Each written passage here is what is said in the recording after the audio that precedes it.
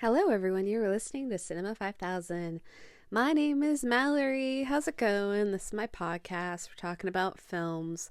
I have 6 movies to talk to you about on this episode, and kind of an interesting episode. I hate to say it, but April has not been the best month for movies, and both my ability to watch a lot of movies just been kind of busy. It's gonna be a little bit of a struggle until the end because I do have a film festival I'm gonna be heading to at the end of the month. But yeah, just life, things, working, busy, blah blah blah. Uh, yeah, we'll talk. But what do we have for the number? We're at 5,764 films. We need to start though at the beginning of April for what I watched because I want to talk through these movies that I watched kind of quickly because you know, just not so great a month so far, I will say. But we're gonna start with Pulse from 2001, directed by Kiyoshi Kurosawa. The tagline is, "Do you want to meet a ghost?" In the immense city of Tokyo, the darkness of the afterlife lures some of its inhabitants who are desperately trying to escape the sadness and isolation of the modern world. Now, I didn't read too much into this one, but as a gist, like this is, I mean, well, how do I say this? There's a lot of Japanese horror films that are centered around ghosts and deaths and such. And if you're familiar with like The Ring, that's also about ghosts. Very supernatural, spiritual in some ways. And Pulse, I would say if you have seen Ring, you might enjoy. I don't have too many thoughts on this just because it's been a bit since I've watched it, but I do want to take some time to like read more things about this movie because I think I found this more interesting as a concept and its storytelling than the actual experience of watching the film. I'm not just saying it's a bad movie. It didn't quite click with me, though I found its ideas of talking about isolation and the way that people use technology and communicate to be intriguing. I also think some of the parts of the movie were a little too choppy for me and how it moved back and forth between stories. That's like a minor complaint. That's just, if you're experiencing the movie as it's playing out for you, how does it hit you in that moment when you're taking it in? I think this was okay. Like, I gave this 2.5 stars. It's by no means like a bad film, but for me personally, just watching it, it kind of touched on things I've seen in other films, not just Japanese horror films, but the way that people and like death can occur in like the cinema and the horror realm with talking about hauntings and things and like a ghost in the machine, so to speak. This made me kind of think of the movie Electric Dreams. You guys seen that one? But I think Pulse from 2001 is okay. I gave this 2.5 stars. I can't really say much more about it. It is really just a movie that kind of goes through the motions of like these things happening and deaths occurring and people seeing things and what it's leading up to, big major tragedies. But Pulse from 2001, directed by Kiyoshi Kurosawa, as I said, 2.5 stars. You can check this out now on a bunch of streaming services for free, like Hoopla, Tubi, and then your Amazon Primes, your Peacocks, and such. It's all on there and available for you to watch whenever. It's on Tubi. I love Tubi. Yeah, Tubi's my thing.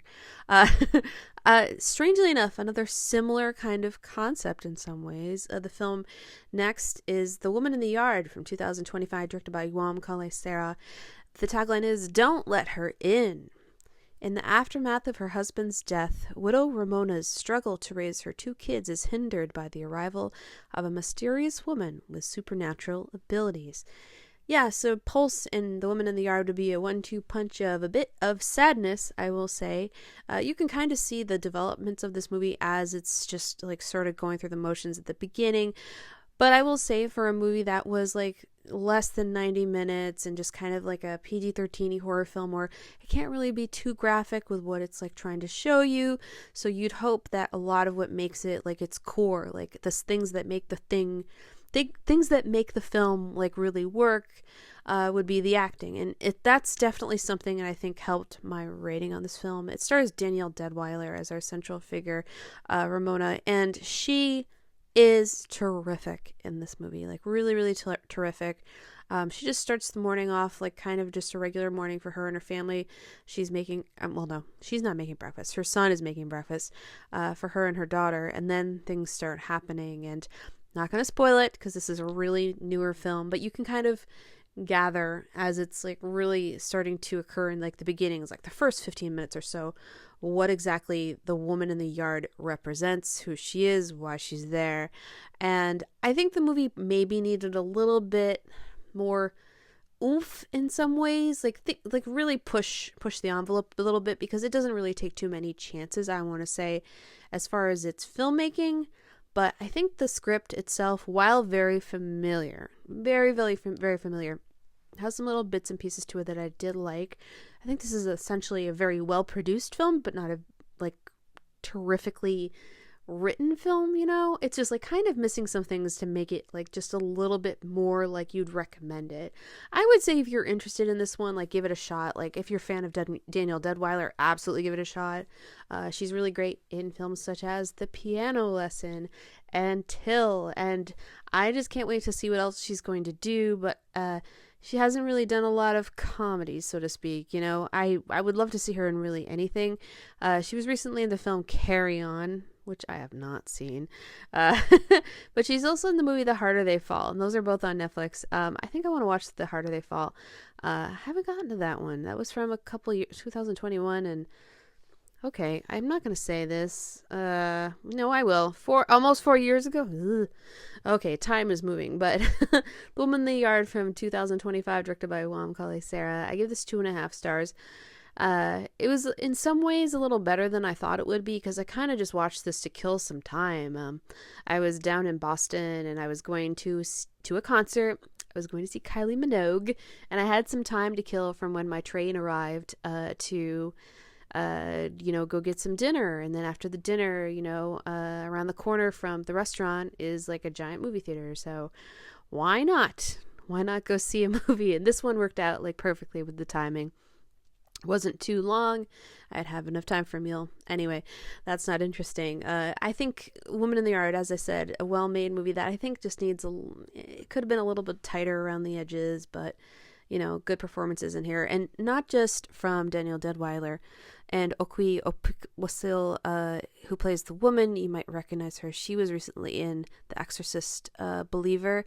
And then Peyton Jackson as Taylor, her son, and Estella Kahia as Annie, her daughter. All really good. And Russell Hornsby plays her husband, David, who we do see in the film, but only for brief moments.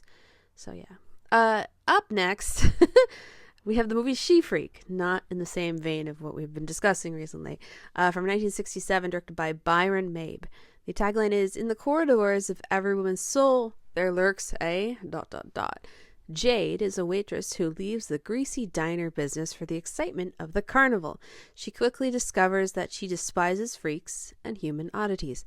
So... outright, I gotta say, I don't recommend this movie. I gave this 2 stars. It is probably the longest 83 minutes of your life if you're watching this movie. Why did I watch this? Well, this was on my horror list from last fall or so, of things I wanted to just like check out. So I'm almost through that list, and this was one of the last few movies. And what is this movie? Well, it's just basically following this woman. She works in the diner. She leaves the diner.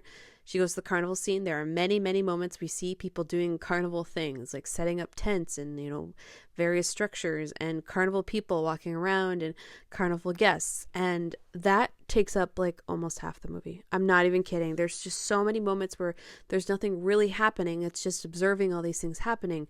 And it kind of makes the movie feel experimental in some ways because of that, like almost like a pseudo documentary for what it's trying to go for.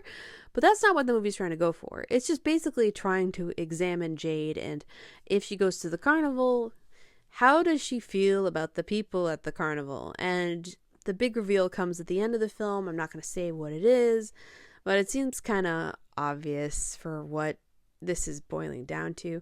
Now, I haven't seen Todd Browning's Freaks, but what I've read for comments is that this is basically a takeoff of that, and so now I need to watch Todd Browning's Freaks, because it's definitely going to be better than She Freak, which I did not care for. Yeah, this is barely a movie. Really should have just been a short film. You could take out so much footage from this where it's just... It feels like B-roll of just, maybe even second unit stuff that's just like, hey, go shoot the people at the carnival and just watch. It's so padded. I'm serious. There's probably not even 45 minutes of storytelling really here beyond those moments, though that is technically storytelling, but you know what I mean, like as far as like actual conversations and things happening that really impact. But yeah, She Freak, it's kind of a stinker. 2 stars. I don't think it's an outright terrible film, but I just think it's a bit misguided. So from 1967, directed by Byron Mabe, you can watch this just like uh, just like Pulse on like almost every streaming service you can think of. But even more, you can watch it on Cult Pix, Fandor, Fossum, well, in Hoopla, Canopy, Tubi, and then rentals and such. But I'm not recommending you watch that. Okay, up next we have Making Mr. Right from 1987, directed by Susan Seidelman. The tagline is, "A man with a good warranty is hard to find." When image consultant Frankie Stone is hired by a tech company to teach a scientist Ulysses robot how to be a man, she winds up developing the very real feelings for the faux human. So, Anne Magnuson plays Frankie. She is essentially like a marketing guru. She has been tasked to work with John Malkovich's character Jeff Peters, who is a scientist guy who is he's a little offbeat, he's a little different, and his robot android Ulysses, they call him an android, is a artificial intelligence bot that is in need of some marketing by Frankie. And Frankie has some friends like Trish, she's played by Glenn Hadley, and she has an ex-boyfriend, and then her friend Laurie Metcalf, Sandy. Well, actually, she's not her friend Sandy, but she meets Sandy because Sandy knows Jeff Peters, and there's some natural mix-ups between Ulysses and Jeff because they look almost the same. And then Frankie is kind of dealing with, that ex-boyfriend and then romance issues, and you can kind of see where this movie is going. Now, my biggest problem with this movie, which I will say looks great, it's cast well, there's really nothing wrong with what is in front of you other than the fact that I just didn't connect with this at all. Besides the fact that it is very predictable, it's just not really funny. I didn't really find it to be very romantic. I didn't find it to be very amusing. It just kind of felt like it was a movie going through the motions that was missing some heart. And I'm so surprised that I'm saying that about this movie because I have enjoyed the films of Susan Seidelman that I have seen, other than maybe Cookie, which I think Cookie has a similar problem to this, where there's just things happening and it's just not really clicking. But Desperately Seeking Susan, I recently talked about on the Rewatch Recap episode, which I adore. Another film of Susan Seidelman's that I really, really like is She Devil, which is, I think, a hilarious film. I wish this movie, Making Mr. Right, was half as funny as that one. It feels like a stinker in the ways that you don't want it to be a stinker, because everything should work and it just does not. It's so much of a bummer. Everybody looks fantastic, great costuming, hair, the general production design and coloration for like everything in this world is like so great. And I'm just like watching this movie on Tubi, of course, like I do, just wondering why this isn't clicking. And it's such a bummer, and it should be fun, and it just doesn't work for me. But maybe that's a me problem, because I do have quite a bit of friends that I follow on Letterboxd, or as they call it now, my network, of people who really enjoy this movie. So maybe it's a me problem. Maybe if you like 80s, rom-coms, this is up your alley. But it's not for me. I'm so sad to say. Yeah, as I said, I watched it on Tubi. It's on all the streaming services again. But Making Mr. Right from 1987, as I said, directed by Susan Seidelman, had to give this one 2 stars. Unfortunately, I really wanted to enjoy it, and I just did not. All right, now we have The Big Blue from 1988, or Le Grand Bleu, directed by Luc Besson. The tagline is, "Danger, like passion, runs deep. 2 men answer the call of the ocean in this romantic fantasy adventure. Jacques and Enzo are a pair of friends who have been close since childhood and who share a passion for the dangerous sport of free diving. Professional diver Jacques opted to follow in the footsteps of his father, who died at sea when Jacques was a boy, to the bewilderment of scientists, Jacques harbors a remarkable ability to adjust his heart rate and breathing pattern in the water so that his vital signs are more closely resemble that of dolphins than men. As Enzo persuades a reluctant Jacques to compete against him in a free diving contest, determining who can dive deeper and longer without scuba gear, Jacques meets Johanna, a beautiful insurance investigator from America, and he finds that he must choose between his love for her and his love of the sea. Yes, that was a lot. So why did I watch this movie? Well, the first time I ever heard of this movie, let's go back to the 90s, the late 90s, maybe even, no, it had to have been like 1998, 99. Back in the day when I was a teenager, if you bought a 20-ounce bottle of Pepsi, which back then was about $1 or $1.25 at most, you would sometimes get these caps that had codes in them, and the codes were good for redeeming merchandise from Pepsi. So my brothers and sisters and I used to drink a lot of 20-ounce sodas because we were teenagers back in the late 90s. And I also worked at a video store at the time, like my first job, under the table. And they had a machine that had all kinds of Pepsi and Mountain Dew bottles and such. Well, long story short, saved up enough codes to get the first DVD I ever owned. I actually got the Little Women from 1994 on DVD, but The Big Blue was one of the options for movies, and I had never heard of it then. The video store I worked at didn't have it, and I've still never to this day heard anybody ever talk about this movie, not even in relation to Luc Besson, for better or worse, Luc Besson, the filmmaker. Yeah, but I came across a copy of this movie, which I guess is not really available anywhere in America. They made a shorter version of the film for the United States release of this, but this movie, as I have read, was a huge smash hit in France. It is 168 minutes long. Over 9 million people watched this movie in the 80s because they only have the ticket numbers. They don't have the box office. So 9 million people, 9 million tickets, more than 9 million tickets sold in France for this. So more or less a big hit, like the biggest hit in France up to that time. Other movies have surpassed that number, sure. But what's the deal with this? Well, Jean-Marc Barr plays Jacques, and Jean-Marc Barr, he's a good-looking guy. He's a little bit seductive, not really seductive, but just has a look at him, and sometimes the movie frames him as being like, wow, what an attractive man. And he falls for Rosanna Arquette's Johanna, and she falls for him, I think, first, and she's like obsessed with him, and she's like finding, how can I get back to meet this guy, this diver guy, this wacky diver guy. There's just something about this movie that makes it a little better than what it is, because on the surface, diving, it's really just this like sort of pseudo buddy comedy between Jean Reno's character Enzo and Jean-Marc Barr's Jacques, and then Rosanna Arquette sort of like stumbling over herself to really inject herself in their lives. But then there's all this drama surrounding like Jacques' history and his relationship with Enzo and the competitive angle of it. And then there's all these really beautiful shots that involve the ocean and the diving and then dolphin stuff that happens. It's hard to explain. I mean, for a movie that is nearly 3 hours long, it is really just like these people talking about their passions, and Jean Reno like overacting for sure. Like he tries to be all gruff and humble, and he doesn't need to do that. He doesn't need to like do a voice, but he does because he's kind of being like the tough guy in this situation. It's such a mixed bag of a film. It looks wonderful though, and as much as I was kind of not on board with this and didn't find anything it was really saying to be very compelling, there's something about this movie that is, I think, a thing that is just kind of missing from movies now, where it can just be about a simple subject and the passions these people have and the way they just interact and kind of go through the motions with their relationships.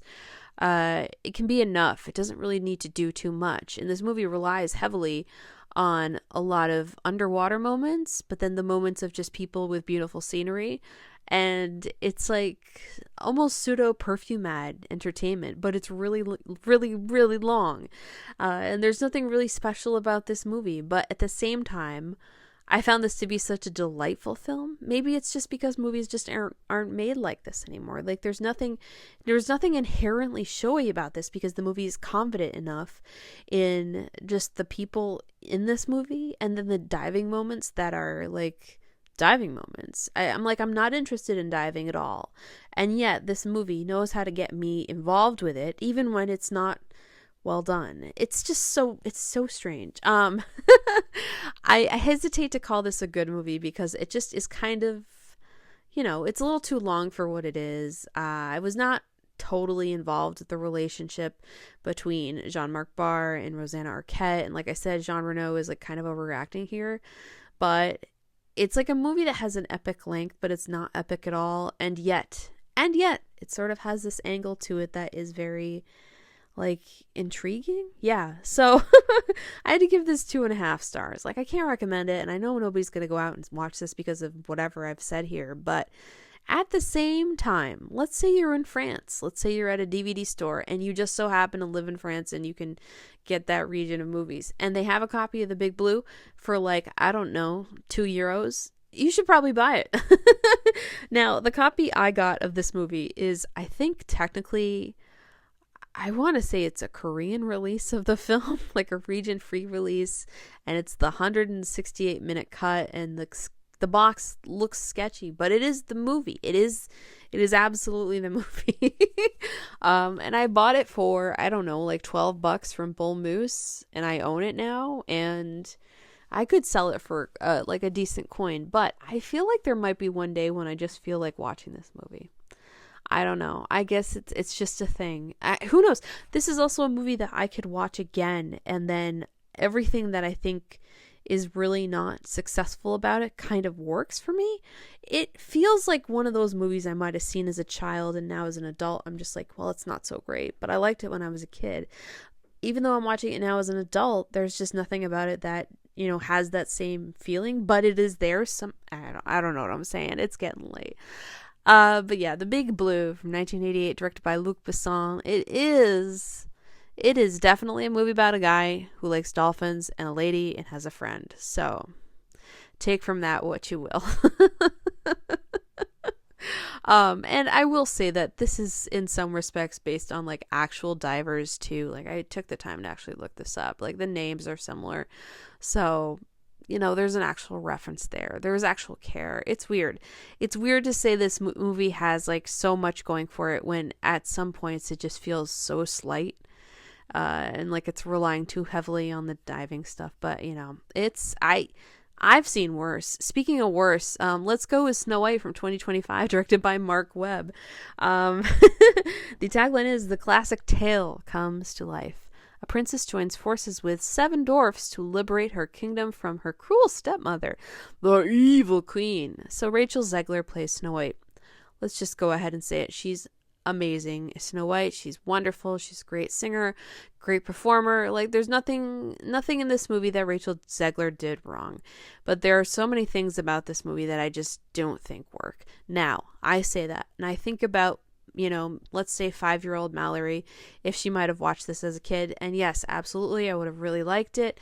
Might have hit a little better with the music, though I don't care for Pasek and Paul's music. Fine, whatever. This is a movie made for children, and I am an adult reviewing a movie made for children. Is this successful in a lot of ways? No. Is it entertaining? Slightly. Is it well cast? I'm going to say not really, because Gal Gadot as the evil queen, in some ways she is performing badly, but she's also given really bad dialogue. The script for this is probably the biggest crime of all. The way this movie meanders between the things we know that are supposed to happen in Snow White, because Disney Snow White from, the 30s, the way it was supposed to go down, they changed some things here. So the little changes, are they successful? I'm going to say not exactly. The one thing I will say is successful is that Andrew Burnap, who plays Jonathan, who is the love interest, the non-Prince Charming prince, someday my prince will come. I thought he had good chemistry with Rachel Zegler, and I liked him. I liked the two of them together. They work. Besides Gal Gadot not working, the dwarves, I can't understand like why they thought the design of the dwarves was like a successful thing. I I don't recall everything that was going down with them. It's like, were they supposed to be thieves and then they made them dwarves, but they still have the thieves in the story? I don't get it. I don't remember. I don't want to extend too much of my, brain power towards what Disney has been doing with these live action redos, I just find this movie to be so it's not made for fully formed frontal lobes. Let's just say that. I think the costuming is both horrendous and like okay at the same time. Some of the designs for some people, I was just like, what are we doing here? And then the production design, like at times looks like very just like average. And then we get inside like the dwarf's home, and I thought it looked really great. And this feels like a really chopped up movie. I will say there's so many breaks that happen where you feel like a character maybe had more to say and they cut it out because they wanted to make the movie a little tighter. Like, it wouldn't surprise me if you told me that this movie had like another 30 minutes or so that they had to cut because of time. That being said, when I think about these Disney live action remakes that they've made over the years, this is nowhere near the worst one that I've seen. The worst one that I've seen has got to be the Beauty and the Beast movie directed by Bill Condon. I found that to be a travesty, just so badly done. Emma Watson, badly cast. Yeah, the pain I went through while watching that one. Does this make me slightly curious if that is like as bad as I remember it being? Just a little bit. I have a copy of it somewhere. I don't think I want to put myself through it, but what if I'm like up late at night and I can't sleep and I need something to really really make me want to turn my TV off.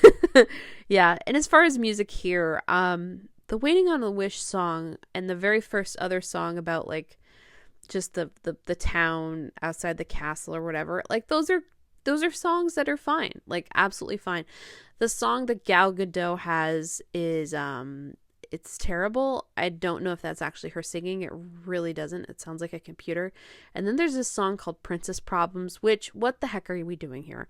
So I'm talking a lot about a movie that I found to be very very misguided, and yet at the same time I had such a good time watching it because I just went to the theater. I was the only person there. I got myself an icy and some popcorn, and I sat alone in there, and I was like, yep, I'm watching Snow White.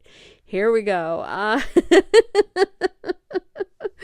Yeah, so great for children. Not sure about anybody else.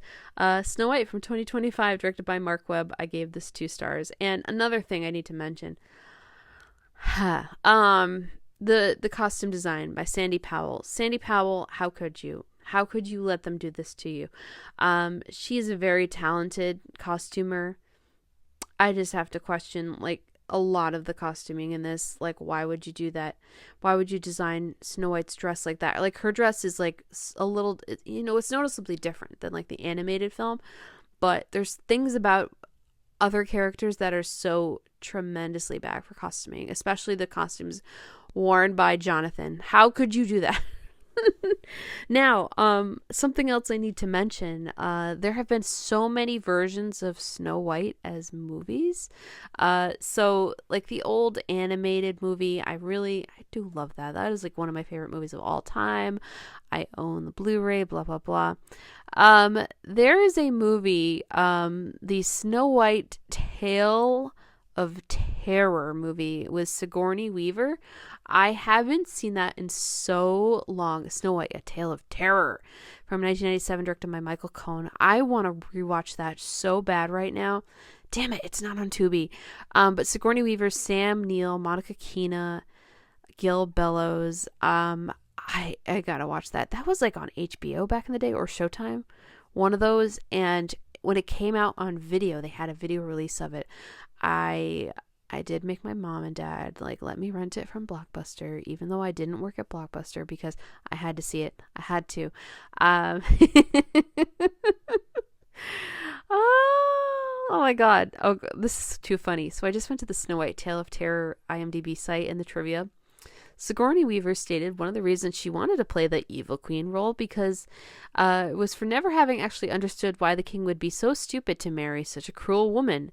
Not just unpleasant, but also a killer. So she wanted to provide a stepmother with the best intentions of being a mother in this film. Oh my gosh. But yeah, I loved the idea back when I was a teenager. Oh my god, I was like 12 when that was released. Of just like taking a fairy tale kind of thing and turning it on its head. Yeah, so in the 90s there was like an animated Snow White kind of almost direct to video thing. There've been a lot of those over the years. And like Snow White as like how do I say it? There was this children's series on TV. I think I watched them as like they were on PBS when I was a kid. I remember really liking those like little adaptations. They did like the Ice Queen, Ice Princess. I want to see it. Ice Queen. I don't know. Whatever like Frozen is based off is, you know. Anyway, so this is not a good film. I don't think it's really that terrible. I think it's just for the little ones. It's for the little kids. And it's funny because there's a lot of knives in this one. You know, the dagger to take out her heart. But anyway, so as far as like the Disney live action ones, which ones do I like? Well, I remember really liking the Kenneth Branagh Cinderella as much as it felt like it was a bit over long. It has Cate Blanchett in it, and I think she's really good in that part as the wicked stepmother. Another one I didn't like totally hate was Dumbo. Like, it's got some clunky things about it, and it's a little bit, why would you rate that? But I remember not thinking Dumbo was that bad. But I haven't seen Mulan. I never saw that one, and what else? They've done all these movies. And like, yeah, I saw the trailer for Lilo and Stitch. I'm not going to see Lilo and Stitch. I hate to say it. I have no obligation to see that. Let's just say that. But I'm sure little kiddos will definitely like it. And I think the little girl who plays Lilo looks adorable though. Disney movies. Let's do this. I'm going to search on Letterboxd. Is there a live action list? Let's see. Oh, everybody talks about Maleficent being a good one. I didn't like the Maleficent redo and like reimagining of like Sleeping Beauty. I thought it was really bad. I also don't like I don't like the Aladdin one. I like The Little Mermaid. I know people like really hate on The Little Mermaid, but I thought Halle Bailey was really great and she had chemistry with that guy playing Prince Eric. I liked it. So sue me. Whatever. We need to not talk about these because I'm now realizing I don't like most of them. But anyway, I don't think that Snow White is in fact a disaster, as a lot of people on the internet have made it. So there. Yeah, so that's like the episode for the regular discussion of everything. So yeah, at the end of the month, I'm going to the Independent Film Festival of Boston. I have my tickets, movies to see. And I'm going to be doing some updates on the blog for that. Another thing, a blog on cinema5000.com. Another thing I need to mention, coming soon this year. I haven't figured out everything for it. I've barely started it, but I am going to be starting a Patreon. Why not? There'll be lots of updates on there and like pictures and further things. Maybe I'll just take pictures of movie stubs. I'm not going to do it for like, you know, give me the money kind of thing. I just want to do it for fun. I just want to have some like cool stuff in there, maybe little movie bits and maybe reactions to like big movie news. Who knows? Like I could do anything with it. And I think that would be a good way to do the kind of things that like, you know, you would normally talk about on social media, but have it in like one place, and things that are just like more random updates, not like things for the website. But then again, of course, I'll link to the website from the Patreon and vice versa. But yeah, I'm Mallory. This has been the episode. So sad. Nothing really to recommend other than maybe The Big Blue. Like I said, if you've got a couple euros and you're in a DVD shop in France, if they still have those. But what's coming down the pike? So I am going to see The Ugly Stepsister. I do want to see The Wedding Banquet. Sinners. Big question mark if I'll be seeing Sinners this week. More likely it's going to be the next week. Why do you say that? Well, it just doesn't work out for timing. I'm so sorry. And plus I like can't go see 4 movies this weekend. I just can't. I can't do it. I can maybe swing 3. I'm gonna try, but 2 is a guarantee. It's a busy weekend. It is what it is. And then like I'm super busy. It's just the way end of April is, but I am going to a film festival, so part of me being busy is seeing those other movies, which I would never have a chance to see in a theater otherwise. Anyway, but what's coming soon to theaters? One of the movies I might see possibly during the film festival weekend is The Shrouds, because I will be in Boston. It's going to be playing in Boston. I already know, so I have to make an attempt. I also got a ticket to see Star Wars Episode 3: Revenge of the Sith again in the theater. I've seen it a number of times. I don't need to go see it, but I want to, and I want to because I had a blast watching The Phantom Menace last year when they put that back in theaters. Say what you want about the prequels. I could still have fun with them, but that is the episode for sure. We are done now. Those are the things coming. We'll talk more next week. Cause I'm hoping this time next week I'll have another episode. If not, we'll just talk the end of April. We'll see how it goes because I'm just going to be so busy. My name is Mallory. Again, thank you so much for listening to this episode. Cinema5000.com is the website. Subscribe. There's links on there for all the places this podcast is available. On Bluesky, Cinema5000. And if you want to send an email, send it to cinema5kpod@gmail.com. Also, I'm on YouTube, Cinema5000 Podcasts. That's where I'm updating YouTube versions of this podcast so you can watch and listen, or listen and watch, however you do it. But I'll talk to you soon. The movies will probably be better. Alrighty, take care. Bye.